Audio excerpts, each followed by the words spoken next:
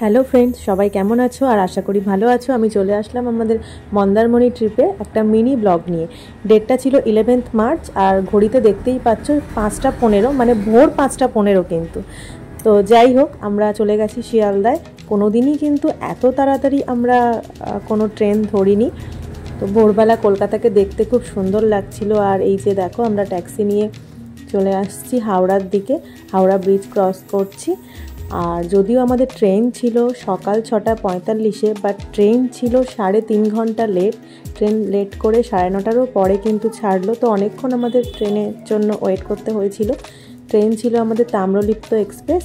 আর এই যে দেখো, আমরা কোলাঘাট পার হচ্ছি, ট্রেনও ছেড়ে দিয়েছে। এরপর আমরা নেমেছিলাম কিন্তু কাঁথি স্টেশনে।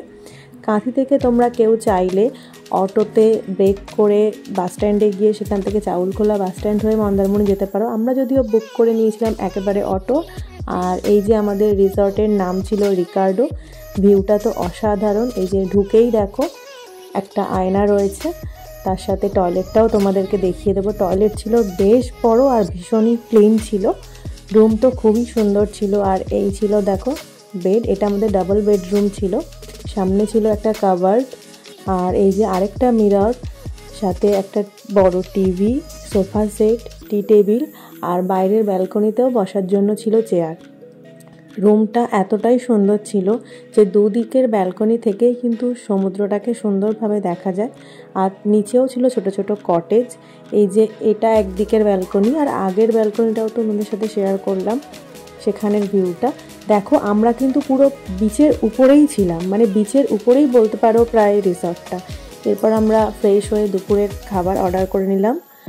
দুপুরের লাঞ্চে ছিল ভাত, ডাল, আলুর চিপস আর কাতলা কারি। আলুর ডালের যে বালতিটা ছিল সেটা আমার খুব পছন্দের। তারপর আমরা একটু খেয়ে দিয়ে রেস্ট নিয়ে চলে গেলাম সমুদ্রের ধারে হাওয়া খেতে। যে দেখো সমুদ্রের ঢেউগুলো এসে আমাদের পায়ে লাগছিল। আর আমরা চলে গেলাম প্রপার মন্দারমণির যে মার্কেটটা, সেই মার্কেটটায়। সেখানে ছিল একটা মনসা মন্দির। তো মনসা মন্দিরের সন্ধ্যেবেলা সন্ধ্যা আরতি চলছিল, তো সেই আরতিটাও আমরা একটু দেখে নিলাম। আর ওই আশপাশের মার্কেটটা ঘুরে দেখে নিলাম। কেউ এখান থেকে কিছু শপিং করতে চাইলে সেটাও করতে পারে। এখানে অনেকগুলো দোকান ছিল, সাথে মাছ ভাজার দোকান ছিল, সাথে আরও অনেক দোকান ছিল। কিছু ফল মাখা বিক্রি হচ্ছিল, যেটা আমার খুব পছন্দ হয়েছিল। তো আমরা সেখান থেকে একটু শসা আর শাঁকালু মেখে নিলাম। আর এই যে দেখো আমাদের জন্য ফল মাখা চলছে, আর আমরা ওয়েট করছি। তারপর সেটা খেয়ে আমরা আবার হাঁটতে হাঁটতে চলে আসলাম আমাদের রিসর্টে। আর রিসর্টে সন্ধেবেলা কিন্তু খুব সুন্দর লাইটিং আর মিউজিক চলছিল। যে পুলটা ছিল সেই পুলের ওখানে, পুলটা দেখো সন্ধেবেলা লাইটিংয়ে কি সুন্দর দেখতে লাগছে। তো এইখানটা আমরা কিছুক্ষণ খুব সুন্দর টাইম স্পেন্ড করলাম। এখানে জলের মধ্যে পা ডুবিয়ে বসে মিউজিকের সাথে সাথে সময় কাটাচ্ছিলাম। তো খুব সুন্দর লাগছিল পরিবেশটা। তো দেখো আমরা জলের মধ্যে খানিকক্ষণ পা ডুবিয়ে বসলাম। এরপর আমরা রুমে ফিরলাম, ফিরে ফ্রেশ হয়ে নিলাম। ফ্রেশ হয়ে আমরা রাত্রের জন্য অর্ডার করেছিলাম পিস পোলাও আর চিকেন দো পেঁয়াজা, তো সেটাও চলে আসলো। আর তার পরের দিন সকালে, মানে 12th মার্চ, আমরা সকালবেলা বিচে কিন্তু ফাঁকা পেয়ে একটু দুজনে মিলে হোলি খেলে নিয়েছিলাম। তো যাই হোক, দেখো আমরা দুজনেই একটু রং টং মাখামাখি করছিলাম। তো এরপর আমরা ফিরে আসলাম বিচ থেকে, এটা সকালে ছিল। তারপর ফিরে এসে আমরা ব্রেকফাস্ট করলাম। ব্রেকফাস্টে ছিল ডিম সেদ্ধ আর বাটার টোস্ট।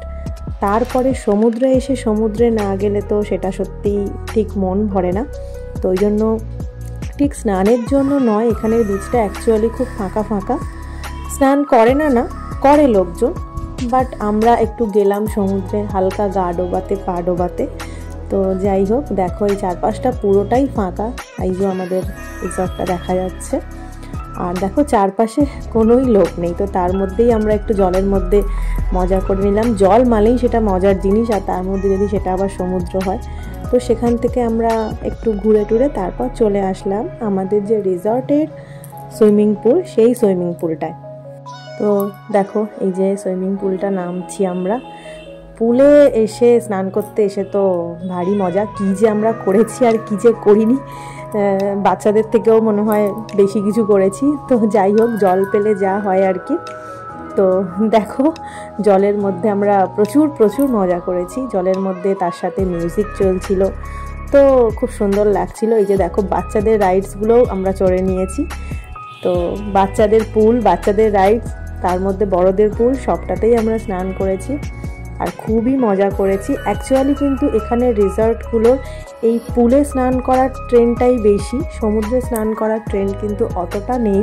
সবাই নর্মালি মন্দারমণিতে গিয়ে একটু টাইম স্পেন্ড করতেই যায়, নর্মালি সবাই কিন্তু খুব একটা সমুদ্রে স্নান করে না। তো এরপর আমরা স্নান করে ফিরে আসলাম। দুপুরে ছিল ভাত, ডাল, আলু পোস্ত, পমফ্রেট কারি আর ছিল চিংড়ি মাছের মালাইকারি। তো সেটা আমরা খাওয়া দাওয়া করে নিয়ে একটু রেস্ট নিয়ে বিকালে আবার বেরোলাম বিচে ঘোরাঘুরি করতে। এই যে আমরা ঘোরাঘুরি করছি আর সন্ধ্যাও নেমে গেছে। সানসেট দেখে আমরা আবার ফিরে আসলাম আমাদের হোটেলে।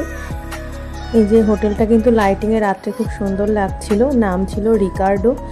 আর এখান থেকে আমরা তারপর রুমে চলে গেলাম। রাত্রে অর্ডার করে নিয়েছিলাম mixed fried rice, chilli chicken আর ফিশ মাঞ্চুরিয়ান ড্রাই। তো তারপর ডিনার করে আমরা শুয়ে পড়লাম। পরের দিন সকালে অর্থাৎ 13 তারিখ সকালে দেখো খুব সুন্দর একটা সানরাইজ দেখলাম। আর সেই দিনটা কিন্তু আমরা খুব একটা বেশি কিছু কোথাও যাইনি। সেদিনে দুপুরে ছিল চিকেন, আমুদে চুনো ফ্রাই আর মিক্স ভেজিটেবল। তো আমরা খাওয়া দাওয়া করে বিকেলটা ধারে কাছেই ছিলাম, একটু সমুদ্রটার ধারে কাছে ঘুরলাম, এনজয় করলাম। এই দিনটা অ্যাকচুয়ালি আমাদের চলে আসার কথা ছিল, কিন্তু আমরা সেদিন ফিরিনি, সেদিন আমরা ওখানেই থেকে গেছিলাম। এই যে দেখো খুব সুন্দর স্টারফিশ দেখেছিলাম। আরেকটা মজার জিনিস দেখলাম, সেটা হচ্ছে সমুদ্রেও কিন্তু কুকুর স্নান করে, তো সেটাও দেখতে পেলাম। যাই হোক, তো এই দিন আমরা বেশি কিছু আর কোথাও যাইনি।